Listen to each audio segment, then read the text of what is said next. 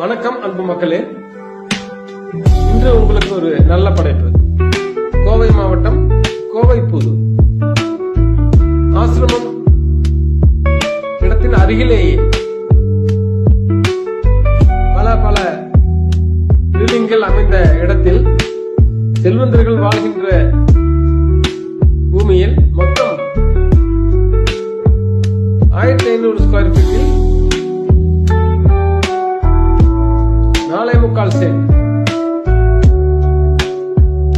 CSI church அருகிலேயே இந்த இடம் அமைந்துள்ளது. இந்த இடத்தின் சிறப்பு 1500 ஸ்கொயர் ஃபீட் இப்பொழுதுதான் 4 வருடம்